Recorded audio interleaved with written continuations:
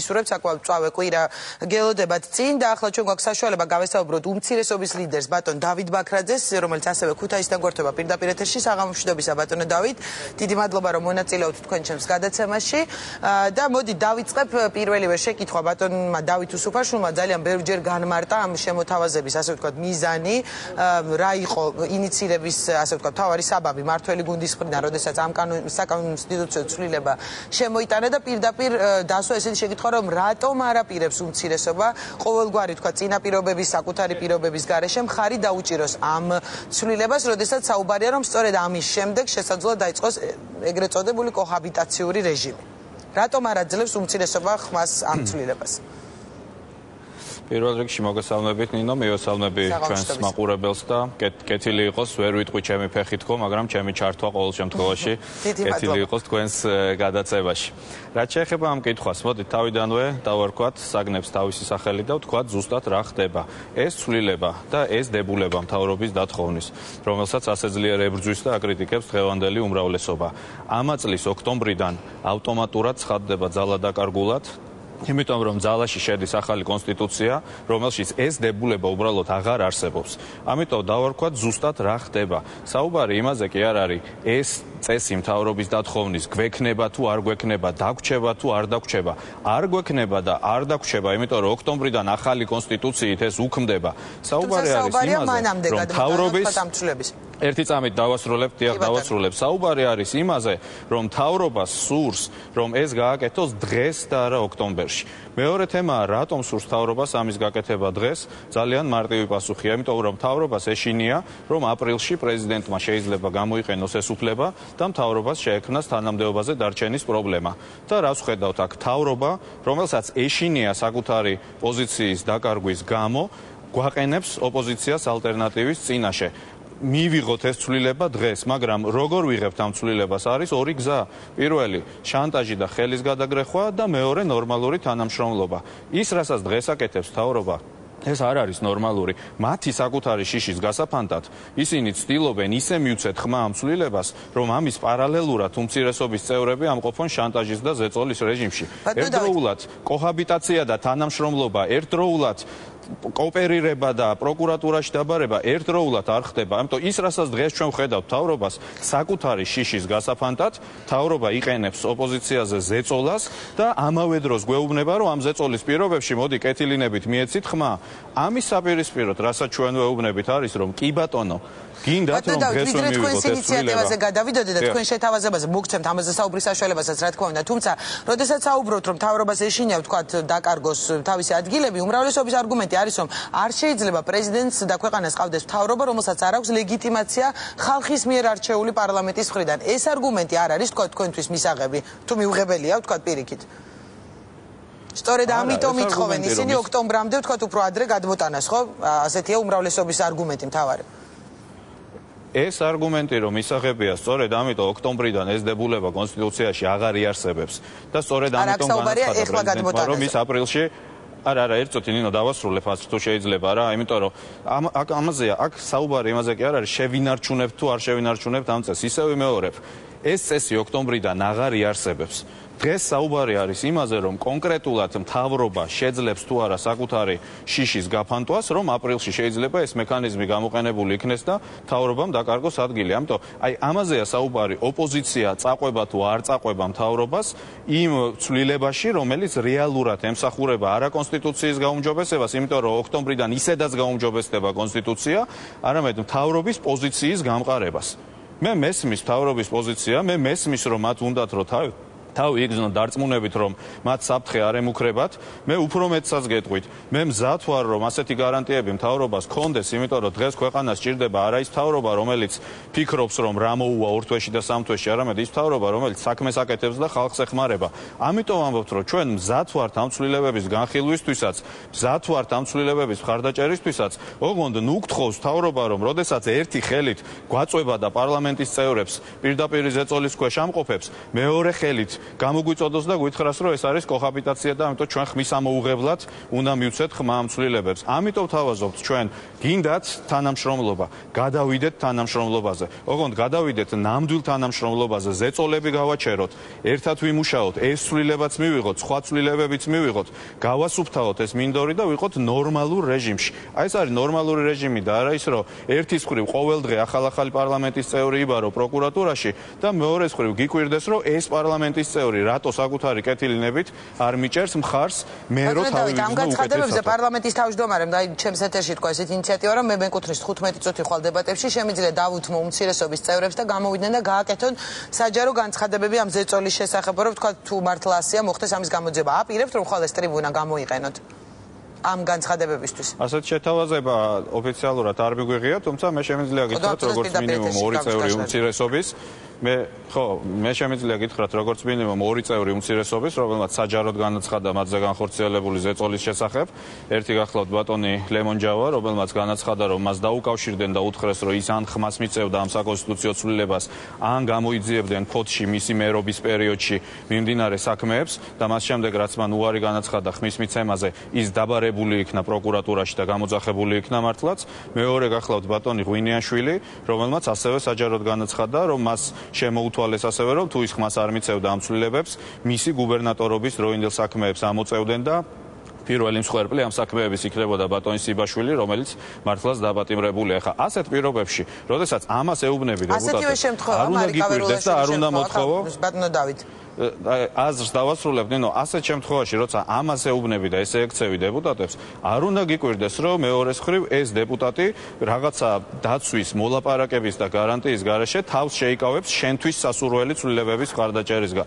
რაც შეეხება ვერულაშვილს, მე არაკორექტული ვიქნები, რომ მის მაგივრად გავაკეთო განცხადება, თუმცა საზოგადოებაში არსებობს ინფორმაცია და ძალიან დეტალური ინფორმაცია მისი ოჯახის ზოგიერთ წევრთან დაკავშირებული ბიზნეს ზეწოლის თაობაზე, მე არ ვერ ვადასტურებ მის გარეშე ამ ინფორმაციას, მაგრამ ეს ინფორმაციები საზოგადოებაში არსებობს და ვინც იცნობს მარიკა ვერულაშვილს, აბსოლუტურად წარმოუდგენელია ის, რომ მან უცებ გადაწყვიტა გადგომოდა მიშა სააკაშვილს, ადამიანს, რომელთან ერთადაც ბოლო 15 წელი ფაქტიურად განუყრელად აქვს გატარებული. ამიტომ მე ამ შემთხვევაში განსხვავებით წინა ორი შემთხვევისგან პასუხისმგებლობის გზნობა მაქვს და ვერ დავადასტურებ, მაგრამ იმ ორ შემთხვევაში თვითონ დეპუტატებმა განაცხადეს ამის თაობაზე. კარგი, ბატონო მაგაზე ბატონი მარიკა გააკეთებს კომენტარს, მინდა დავუბრუნდე ისევ ამ ცვლილებების თემას, თუ შეიძლება და და თქვენ ახსენეთ, რომ სიბაშვილი დაპატიმრებულია, ბატონო დავით, თუმცა მას გირაო შეფარდა და სასამართლოდან გაათავისუფლეს, ამჟამად არ იმყოფება სიბაშვილი პატიმრობაში. ეს სასამართლოს გადაწყვეტილება იყო და არა პროკურატურის. პროკურატურამ დაპატიმრება მოითხოვა. კარგი, თქო, მე უბრალოდ დავაზუსტე ინფორმაცია და მინდა დავუბრუნდე ვენეციის კომისიის თავმჯდომარის ჯანი ბუკიკიოს განცხადებას პრესკონფერენციაზე პარლამენტის თავმჯდომარესთანაც ვისაუბრეთ ამაზე. მან თქვა, რომ შესაძლოა არსებობდეს უკიდურესი აუცილებლობა იმისა, რომ ეს საკონსტიტუციო ცვლილებები განხორციელდეს 2013 წლის ოქტომბრამდე, რათა ქვეყანაში შენარჩუნდეს მთავრობის და პარლამენტის სტაბილურობა. ეს ცვლილებები შეუზღუდავს პრეზიდენტს ამჟამინდელ უფლებას, დანიშნავს მთავრობა პარლამენტის თანხმობის გარეშე, რაც გაკრიტიკებული იყო ჯერ კიდევ 2004 წლის ვენეციის კომისიის დასკვნაში. და ამავე დროს საუბარია და მოუწოდებს მხარებს ვენეციის კომისია, რომ კოჰაბიტაციისკენ საქართველოს ინტერესებში და მიიჩნევს, რომ რეფორმების ნაჩქარევად გატარება სახიფათოა და ნაცვლად ამისა უნდა იქნას მიღწეული ფართო კონსენსუსი ყველა პოლიტიკურ ძალასა და სამოქალაქო საზოგადოებას შორის, რათა კონსტიტუციამ ქართველი ხალხი გაერთიანოს და არა დაყოს.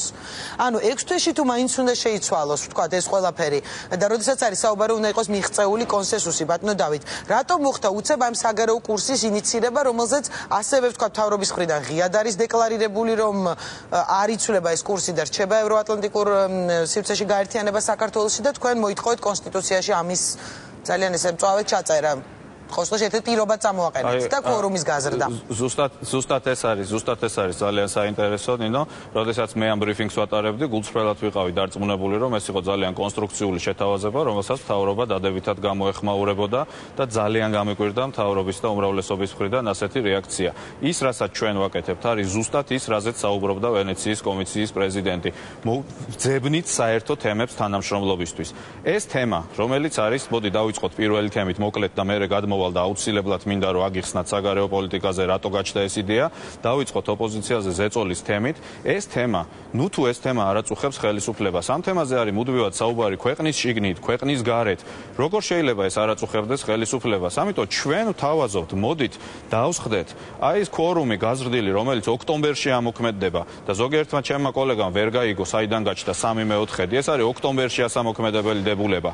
ავამოქმედოთ დღეს და ამითი დაუსვათ წერტილი იმ ფაქტს, რომ არც ერთ პარლამენტის წევრზე ზეწოლა არ ხდება, იმიტომ რომ quorum-ი მაღალია და ამ ზეწოლას უბრალოდ აზრი არ აქვს.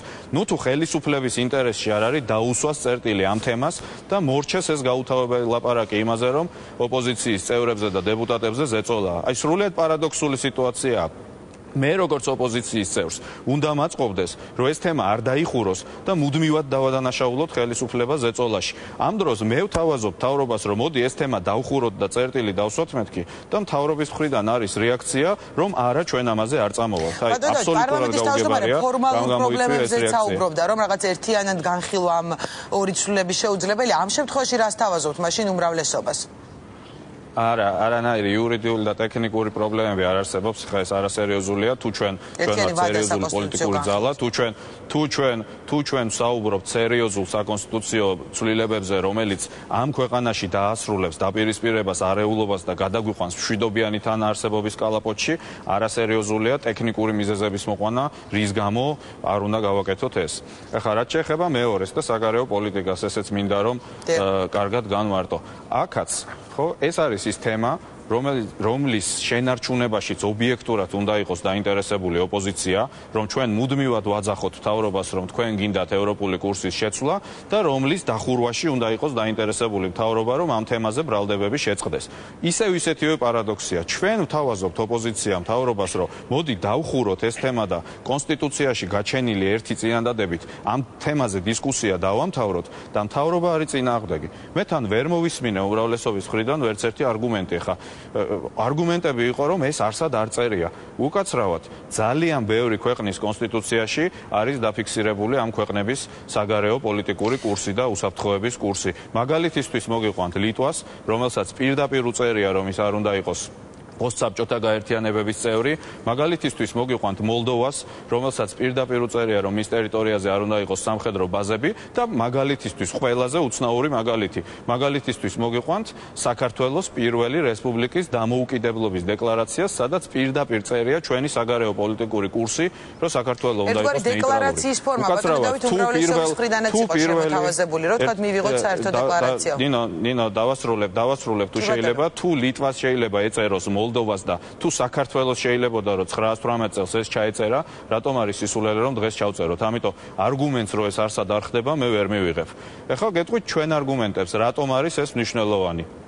პირველი და მთავარი არგუმენტი არის ის, რომ მართლაც მოუძებნოთ თემები, სადაც ამ მუდმივი კინკლაობის, ჩხუბის, ერთმანეთის ჭამის მაგივრად დავსხდებით და რაღაცაზე შევთანხმდებით. ხო, ბოლო-ბოლო მართლა დაითრგუნა ეს ხალხიც და ეს ქვეყანაც ამ მუდმივი კინკლაობის და ერთმანეთის ბრალდებების ყურებით. დავსხდეთ და რაღაცაზე შევთანხმდეთ და ყველაზე კარგი თემა რომ შევთანხმდეთ არის საგარეო პოლიტიკა. ამიტომ მოდი დავსხდეთ და შევთანხმდეთ და ეს ერთი თემა დავხუროთ, ეს ერთი თავი დავხუროთ და ამ ერთი პრობლემისგან ჩვენი პოლიტიკური ველი გავათავისუფლოთ, რომ შეწყდეს ბრალდებებიც და თავის დაცვებიც, ხო? ეს არის ზუსტად ის ისევე მეორე, რასაც იგივე ვენეციის კომისიის პრეზიდენტი გვირჩევდა. მეორე არგუმენტი, რომელიც მე შემიძლია მოგიყვანოთ. ჩვენმა ხელისუფლებამ დაიწყო მოლაპარაკებები რუსეთთან და მინდა გითხრათ, რომ გულწრფელად უსურვებ წარმატებებს ამ მოლაპარაკებებში, მაგრამ აბსოლუტურად ნათელია და ამას ადასტურებს მთელი წინაწლები, რომ ამ მოლაპარაკებების პროცესში რუსული მხარე აუცილებლად დააყენებს ნატოში გაწევრიანების, გაჩერების, ან უკიდურეს შემთხვევაში შენელების მოთხოვნას. ამიტომ აღმასრულებელი ხელისუფლებისთვის ყველაზე კარგი არგუმენტია თქვას, რომ შედგა პოლიტიკური ძალების კომპრომისი პარლამენტში, ეს გაფორმდა საკონსტიტუციო შეთანხმებად, ჩაიწერა კონსტიტუციაში და ამიტომ ამ თემაზე საუბარი დასრულებულია.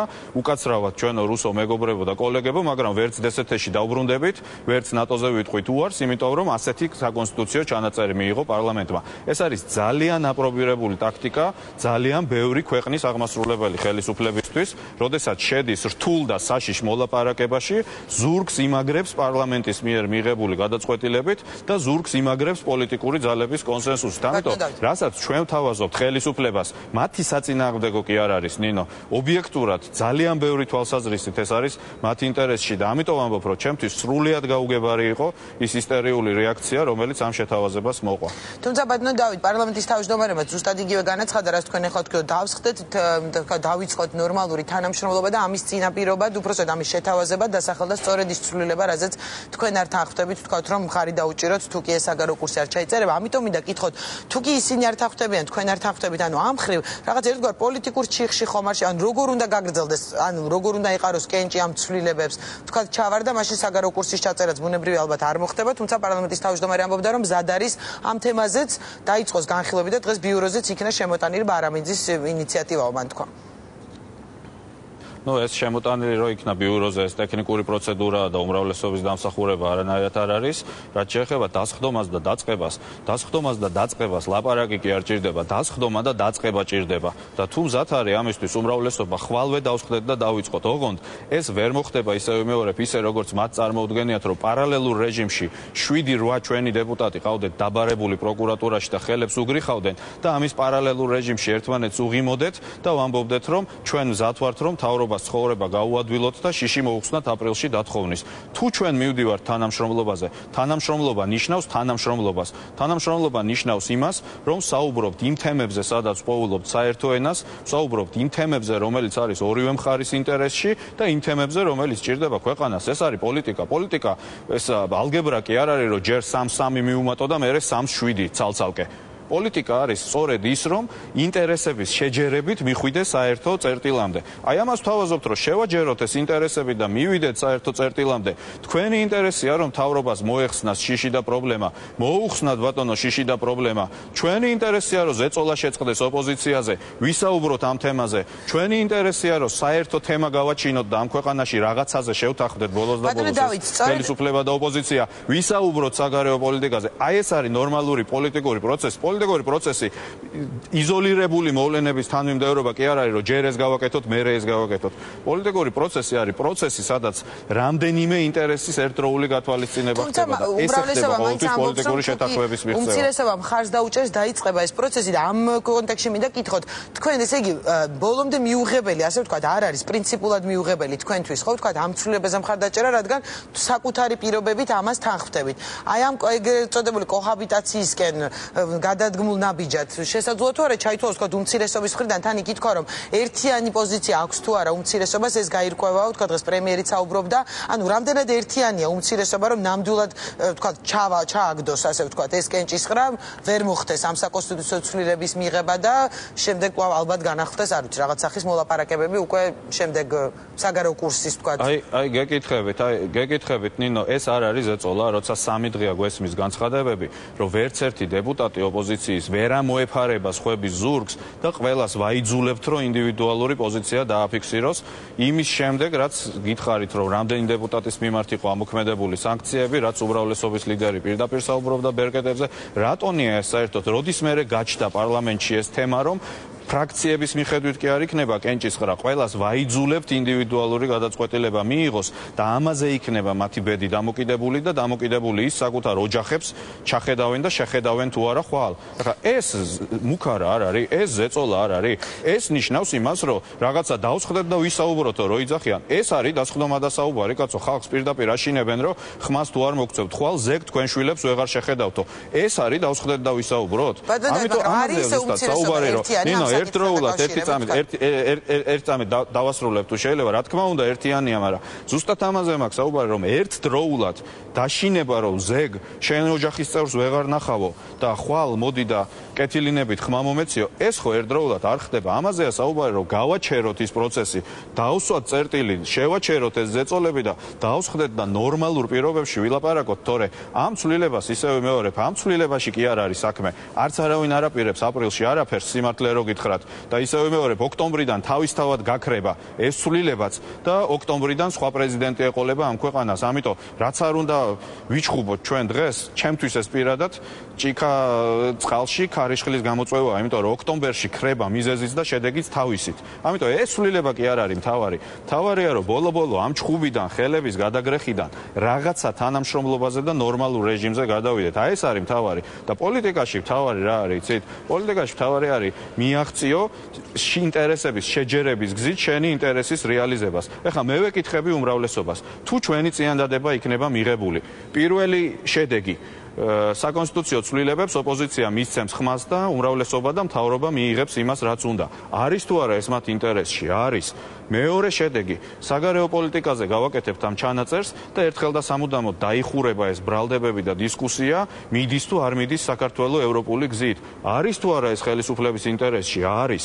მესამე შედეგი, გავსდით quorums და ერთხელ და სამუდამოდ დაიხურება დისკუსია, არის თუ არა პარლამენტარებზე ზეწოლა და მოქმედებს თუ არა ხელისუფლება შანტაჟის გზით. არის თუ არა ეს ხელისუფლების ინტერესში? არის. ანუ სამივე საკითხი, რასაც თავაზობთ ხელისუფლებას, არის მათ ინტერესშიც, ჩვენ ინტერესშიც და ქვეყნის ინტერესშიც და ამიტომ ამბობ, რომ აბსოლუტურად გაუგებარია, რატომ მოყვა ამას ასეთი კონფრონტაციული რეაქცია მათი მხრიდან. დღეს თქვენს განცხადებას უნიჭო და უპასუხისმგებლო გამოსვლად კი უწოდა პრემიერმა, როდესაც თქვენ ამის ინიცირება მოხდა. რა ვქნა, მე ვფიქრობ, რომ ის არგუმენტები, რაც მე ახლა მე ლაპარაკობ ამ წუთში, მე ვლაპარაკობ არა როგორც ოპოზიციის ლიდერი, არამედ როგორც უმრავლესობის ლიდერი, ფაქტიურად ისეთი გამოსვლა მაქვს, იმიტომ რომ ისევ ვიმეორებ, როგორც ოპოზიციონერი, მე დაინტერესებული უნდა ვიყო იმითი, რომ მუდმივად ვაკრიტიკო ხელისუფლება, რომ ევროპული კურსის შეცვლა უნდა. როგორც ოპოზიციონერი, მე დაინტერესებული უნდა ვიყო, რომ მუდმივად ვაკრიტიკო ხელისუფლება, რომ ზეწოლაა და მე ვამბობ პირიქით, რომ მოურჩეთ ამ კრიტიკას და ლაპარაკს მეთქი და ხელისუფლება ამის წინააღმდეგი არის აბსოლუტურად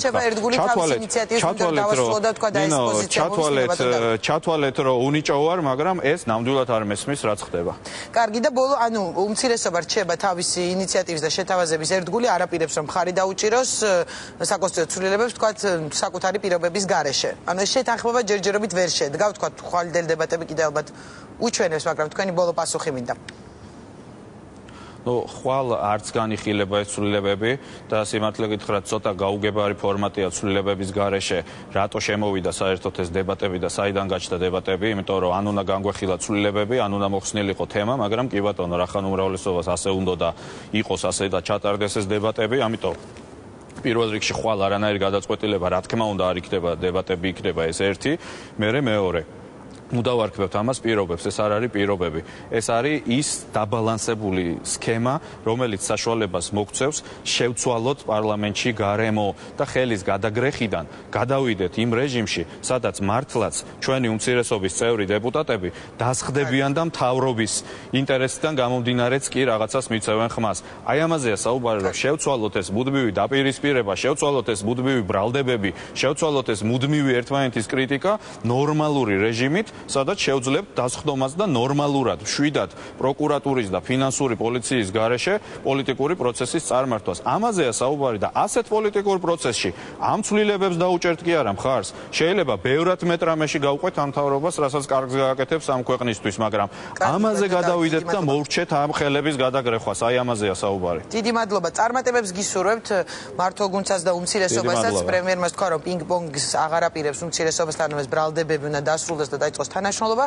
ნახოთ წინ საკმაოდ საინტერესო კვირაგველის უმცირესობის ლიდერი დავით ბაქრაძე საუბრობდა პოზიციის პირდაპირ ეთერში. ჩვენი გადაცემა დასრულებულია. პარასკევს კვლავ შევხვდებით ერთმანეთს და კვლავ განვეხილავთ ამ სტუდიაში და მოვისმენთ განსხვავებულ პოზიციებს კვირის და დღის მთავარ თემებზე. პრეზიდენტის გამოსვლა გველოდება პარასკევს და რთული დებატების შემდეგ სავარაუდოდ დებატები ამ სტუდიაში გაგრძელდება, ასე რომ გვიყურეთ.